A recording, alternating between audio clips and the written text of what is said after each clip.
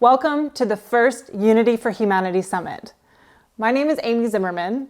I'm the co-founder and senior program manager of the Unity for Humanity program, which you'll find out more about later in the summit.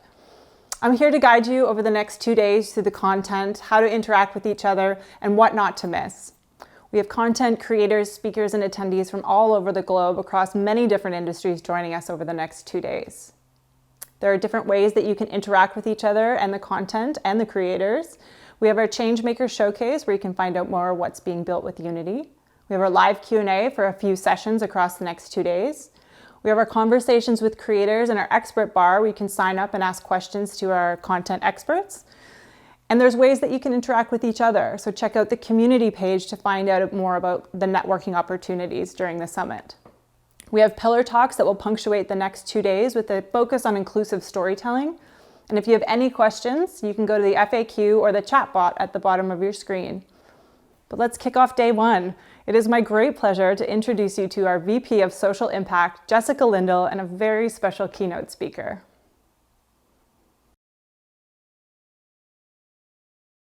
In Unity, you can do anything. So what's the real-time engine? It is a piece of software, but it's so much more than that. Unity is an environment built to build video games, but these other industries are getting on board. Whether that's film or games, construction or automotive, this creative medium is available to everyone. Using Unity from the backseats, we can test how rain will look and the wipers' performance. We built all the tools of cinematography into virtual reality. In the construction field, we use Unity for everything and then some. I can have a small team, but deliver on AAA quality. This is the future of animation. Architecture. Automotive industry. Game development. Creators are the pace setters, the dreamers, those with an imagination, and we are here to support them because we think the world's a fundamentally better place with more creators in it.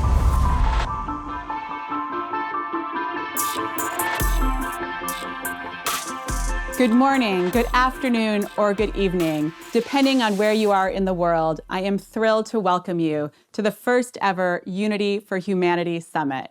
I hope that video was able to convey just some of the many ways creators around the world are using our technology in games, automotive, architecture, film, and more. Unity is the world's leading platform for creating and operating interactive, real-time 3D content. With our platform, creators can build 2D and 3D content for almost any device imaginable, from PC and mobile phones to game consoles, XR platforms, and more. In fact, this entire presentation is made in Unity. At Unity, we believe the world is a better place with more creators in it. This philosophy is centered around serving creators and is the beating heart of our company. Many of you are pioneers and trailblazers in the social impact space, while others are just getting started. No matter who you are, we are thrilled to welcome you today. We're seeing that our technology is being used to drive meaningful social change from creators like you. You are imagining our futures and retelling our histories from more inclusive perspectives. You are propelling your creativity, designing experiences that connect more deeply to our global society. You and your work are critical. I know many of you have touched my life in a profound way, so thank you. The next 2 days are going to be packed with amazing, truly groundbreaking content and speakers. We hope to expand your perspectives in the most meaningful ways, celebrate the creativity from more than 125 changemakers and the thousands of you tuning in from around the world. So let's take a look at some of the amazing content you have created with Unity.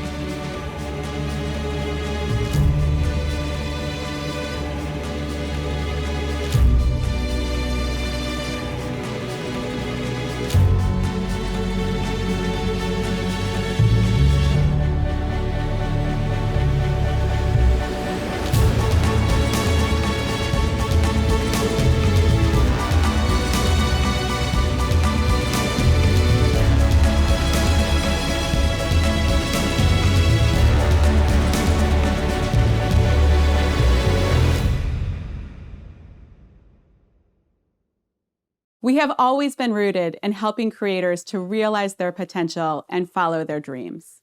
A few years back, a small team planted the seeds of a program that you may know. It's called Unity for Humanity.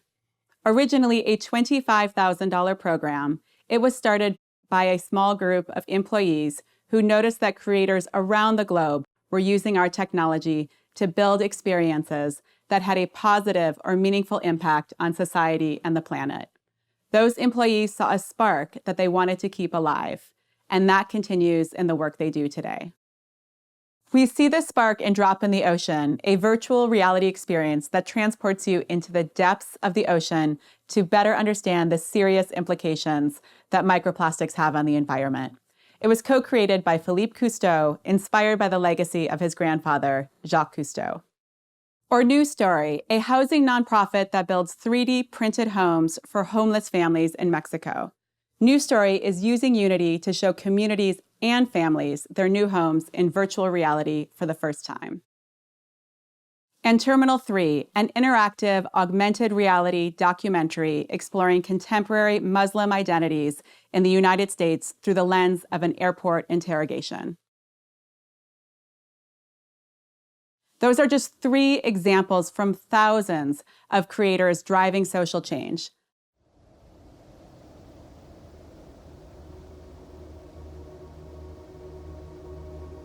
Creativity is an act of hope. Change begins with a vision that reaches toward new possibilities in real life. Creators build worlds. They're change makers. And our future is in their hands. New tools are revolutionizing how we create, how we learn, how we inspire action, and the scale of our change. Our imaginations unite us, drawing us closer to a more inclusive and sustainable future. We believe that the world is a better place with more creators in it. So our vision begins with you. We make the tools. You shape the world.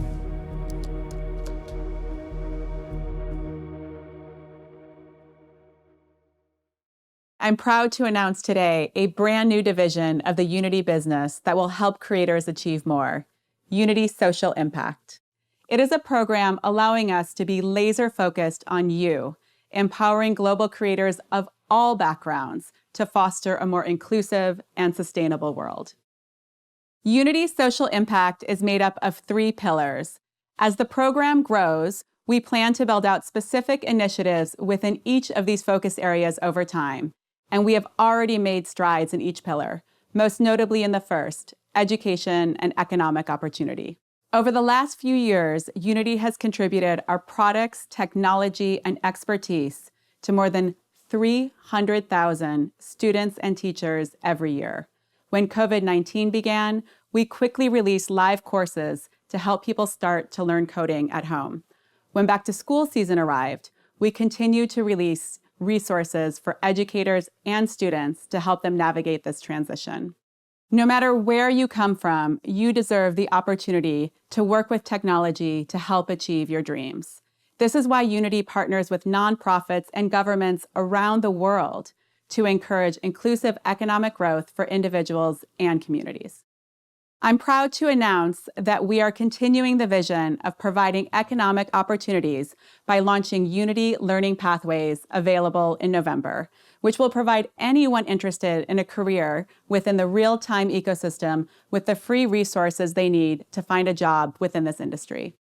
And in the spirit of providing greater opportunity for all, today we are announcing that the Unity for Humanity submissions are officially open. You can now submit for a chance to win funding from a $100,000 pool for your impact-driven Made with Unity project, including mentorship, technical, and marketing support. Submission details are now live on our Unity for Humanity webpage. We're also announcing a brand new partnership with Rare Beauty by Selena Gomez to focus on our aligned mission to improve mental health. We are coming together to support creators developing innovative solutions to mental health challenges by funding an additional $50,000 donated by Unity specifically focused on mental health. We are also committing $50,000 to Rare Beauty's Rare Impact Fund, aimed at addressing the gaps in mental health services with a focus on underserved communities. You'll hear more details later in our program on how you can get involved. Last, but definitely not least, I want to highlight Unity's commitment to giving back with two initiatives, the Unity Charitable Fund and joining the 1% Pledge. The Unity Charitable Fund is seeded with 750,000 shares of Unity equity, which will be used to fund direct grants for you, Unity social impact creators, educators, and nonprofits. We have also joined the 1% Pledge, a global movement aimed at inspiring and educating and empowering companies and employees to be a force for good. We're hopeful these initiatives can help creators like you make impactful content to help drive social change. So let's kick this off. We have a killer lineup for our first ever Unity for Humanity Summit. Over the next 2 days, you'll hear from some powerful changemakers like Beth Lapensee. Beth is an award-winning designer, writer, artist, and researcher who creates and studies Indigenous-led content. She was inducted into the Women in Games Hall of Fame in 2020 and will present on a panel about the power of inclusive stories alongside other Indigenous storytellers. And from Gabo Aurora. Gabo is an award-winning filmmaker, creative technologist, and founder and CEO of Lightshed. Gabo will share how technological innovations can be used to heighten public engagement with some of the most pressing issues of our time. Malcolm, who hardly needs an introduction, has written phenomenally successful New York Times bestsellers that have changed the way we think about our world, including The Tipping Point, Blink, Outliers, What the Dog Saw, and David and Goliath. He has been named one of the 100 most influential people by Time magazine and one of the foreign policy's top global thinkers. He will speak to you about the power of inclusive storytelling to scale social change. Thank you for joining us. It is my honor to introduce our Unity for Humanity Summit 2020 keynote speaker. Please give a warm welcome to Malcolm Gladwell.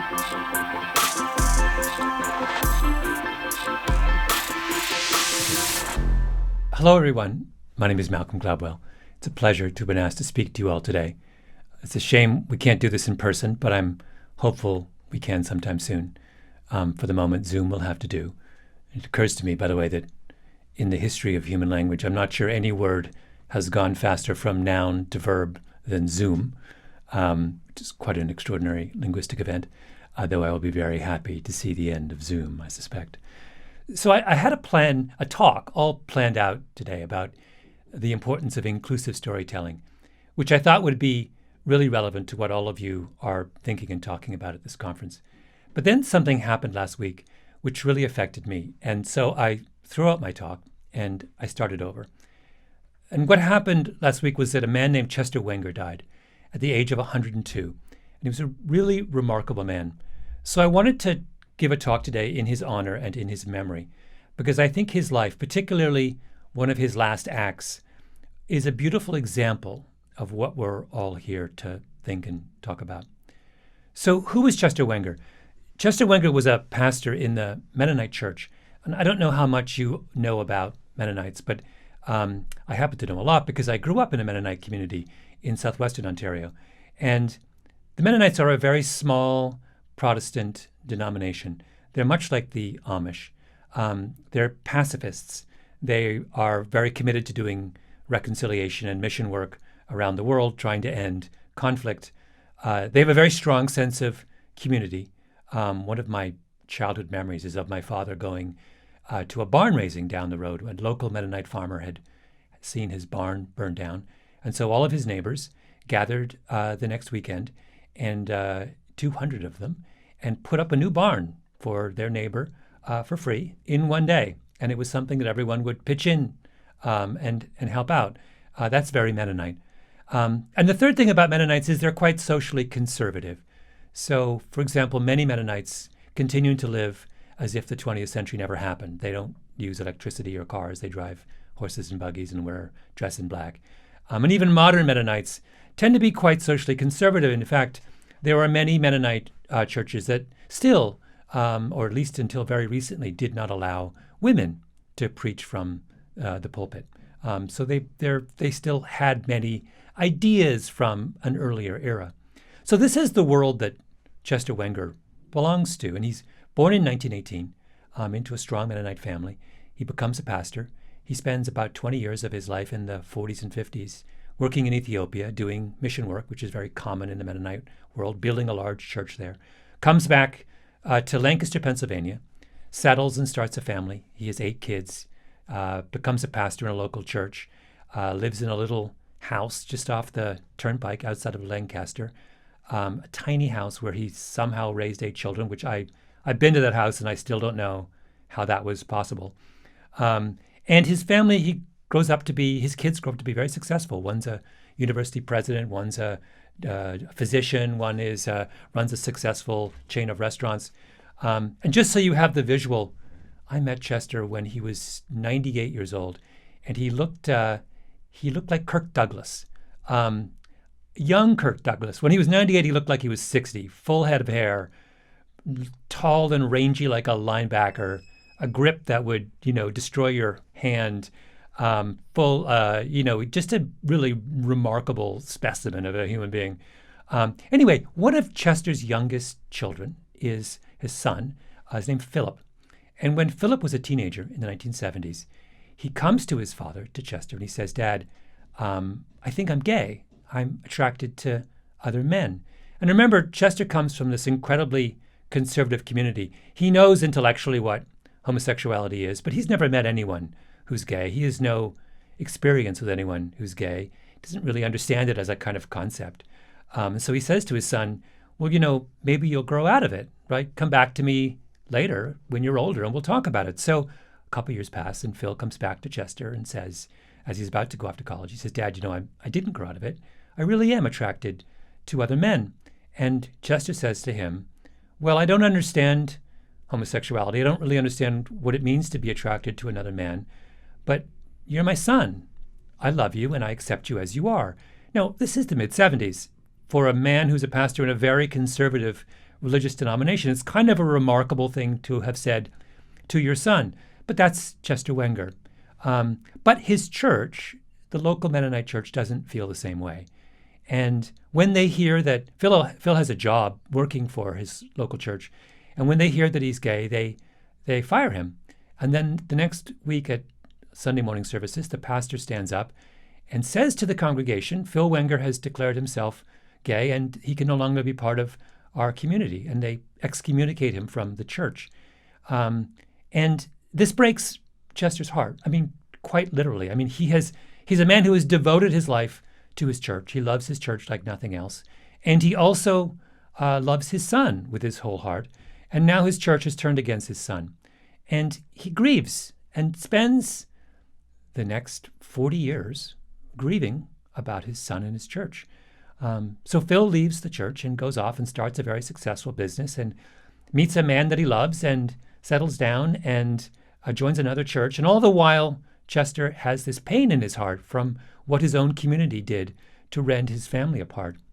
And then in 2014, 40 years later, the state of Pennsylvania recognizes same-sex marriages. And so Chester goes to his son Phil and his son Phil's partner and says, "I want to marry you." And they say that would be fantastic. And so Chester, at the age of 98, performs the first same-sex marriage of his entire career as a pastor. Now, he knows what that means. He has violated his own church's teaching. And so he informs the church that he has violated their precepts, and he says, "I accept whatever punishment you give me."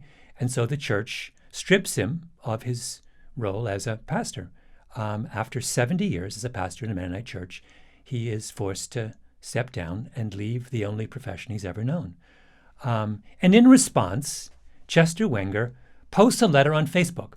It's an open letter to his church, and he simply describes what's happened to him. He says talks about his son, talks about his experience with his son, talks about the teachings of his church.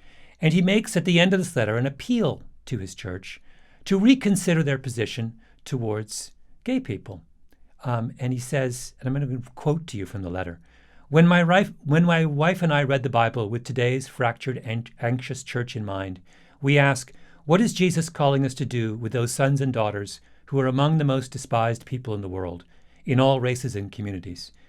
What would Jesus do with our sons and daughters who are bullied, homeless, sexually abused, and driven to suicide at far higher rates than our heterosexual children? And after he posts this letter, it goes viral. So hundreds of thousands of likes in a matter of weeks, which, remember, the Mennonite Church has only got about probably 1 million adherents in the entire United States. So for a letter like that to spread like that quickly is an extraordinary event. And it serves as a catalyst for a process within the Mennonite Church to reconsider their position towards the LGBT community. That letter is a catalyst for change within this very conservative organization. Now, why have I told you this story about this man, Chester Wenger, in Lancaster, Pennsylvania, and this letter he posted on Facebook? Because, as I said, I think it goes to the heart of the spirit of this conference. And I wanted to touch on a couple of lessons that I think come out of Chester's story. First of all, I think it tells us something about the point of practicing inclusion. You know, that word gets thrown a lot around these days, and it's easy to be cynical about it and to think about that concept of inclusion as this kind of buzzword that we all have to, pay lip service to, even though we don't actually mean it. And I think it's really important to listen to Chester Wenger's example to understand why inclusion is so important. Here was someone who belonged to a church that he believed was a force for good in the world, legitimately was a force for good in the world, but that nonetheless had no place for gay people. It didn't recognize them, it didn't accept them, and it didn't include their voices in their decisions.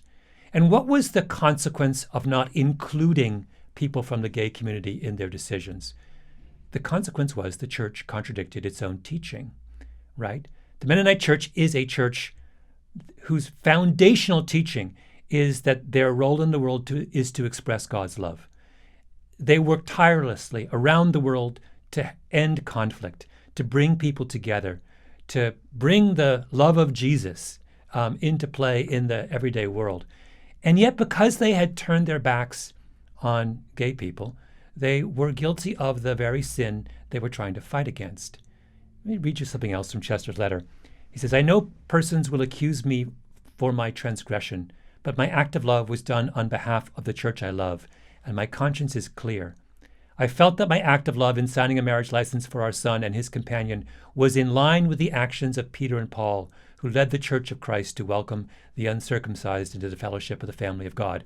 What he's saying is, I'm the one who's trying to stay consistent with the teachings of our church. You're the ones who have wandered away from that teaching.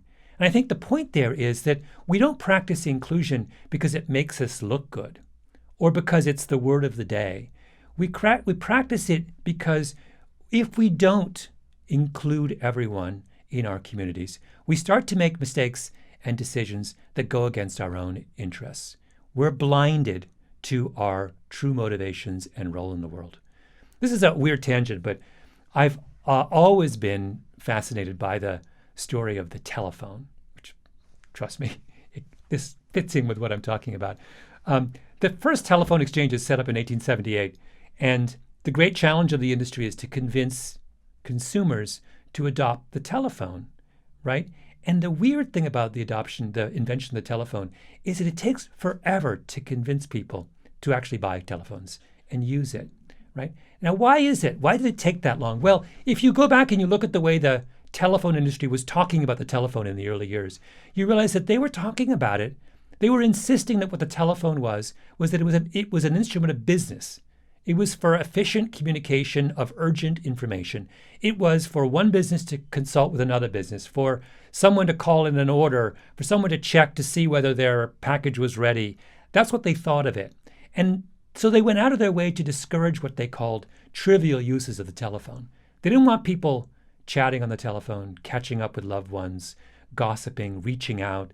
They didn't think of the telephone as something that would be useful for someone who was lonely, who was isolated, who wanted to hear their mother's voice or their loved one's voice. They missed all of that because they were so narrowly focused on this notion the telephone was a business instrument.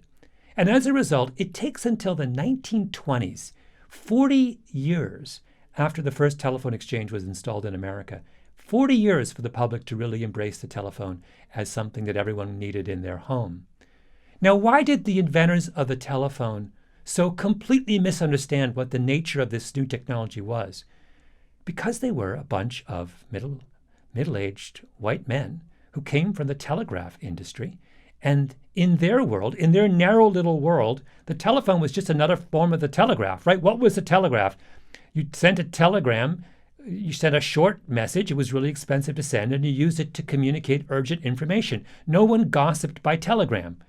So when this small group of people who reinforced each other's notions thought that the telephone was just going to be an elaboration on that earlier technology, because they did not include other kinds of voices and interests and people in their world, they were blind to the meaning of this radical new technology they had invented. They didn't have women in their world. They didn't have housewives, teachers, nurses, doctors, you name it, lawyer, anyone who did anything that would require talking the telephone was not in their world. What was in their world were white middle-aged engineers who came out of the telegraph industry, right? The reason we include people from all walks of life in the institutions that we build is not because it makes us look better. It's because it makes those institutions work better, think better, understand the world better, right? When they include everyone. A church that preaches love does a better job of preaching love when it's open to everyone who needs to be loved. Okay, second thing about Chester Wenger.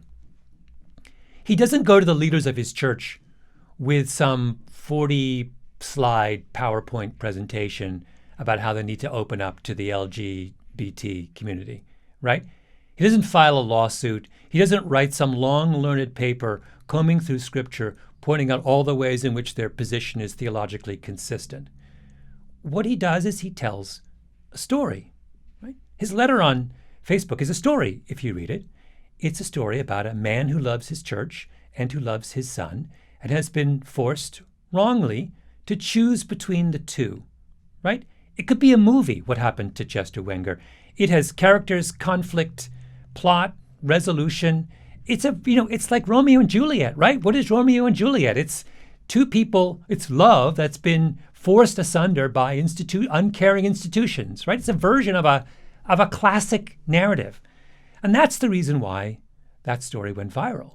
People were responding not to the rigor of Chester Wenger's arguments.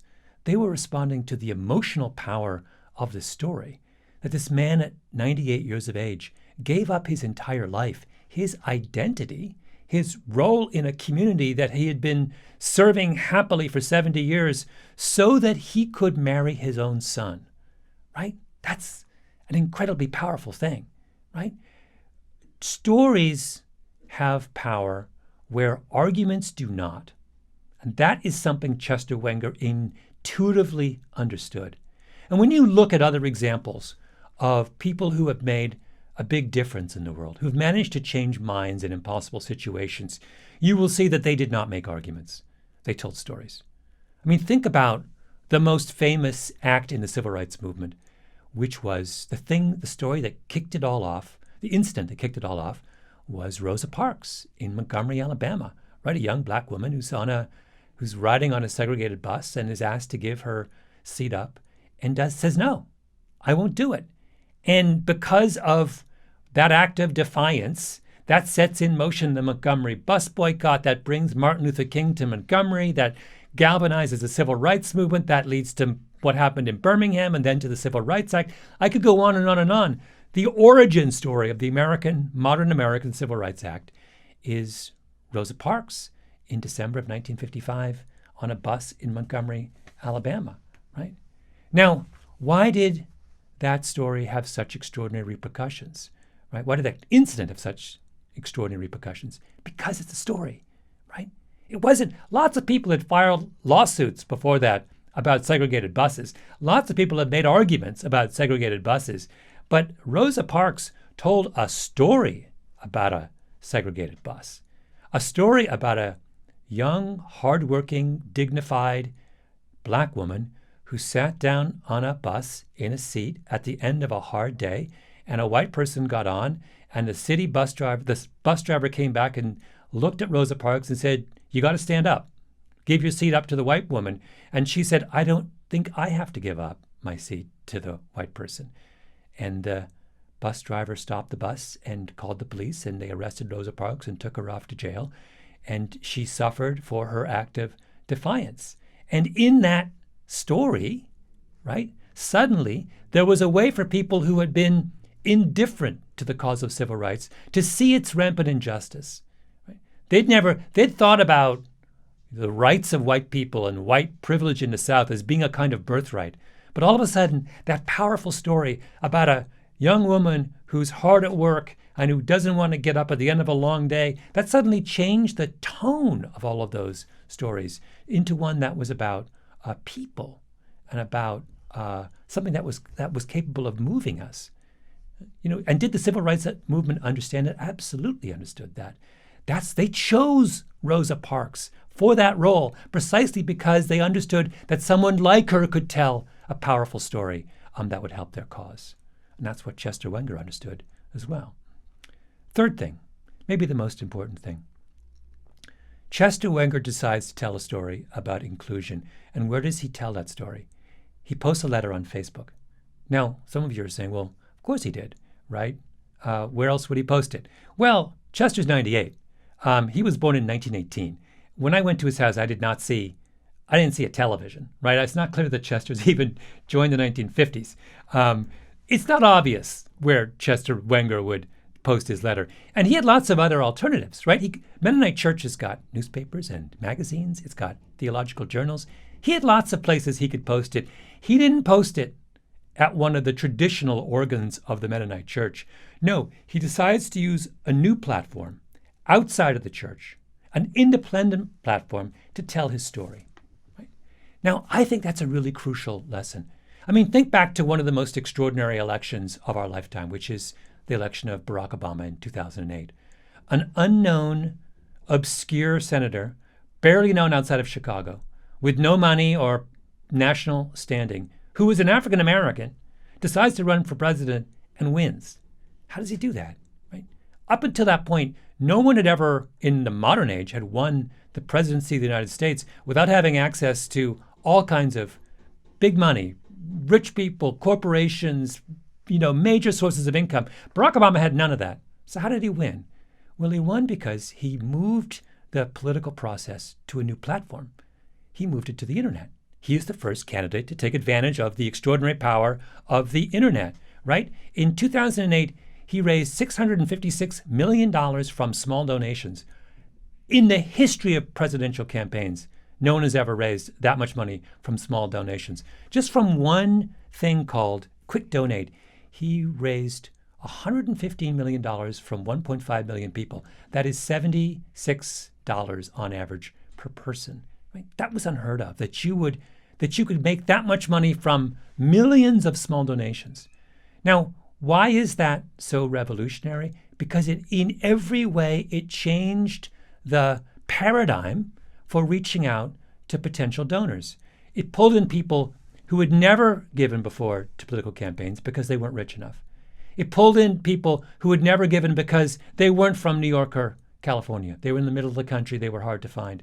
And it pulls in people who were ignored by previous campaigns because they weren't important and they weren't particularly powerful.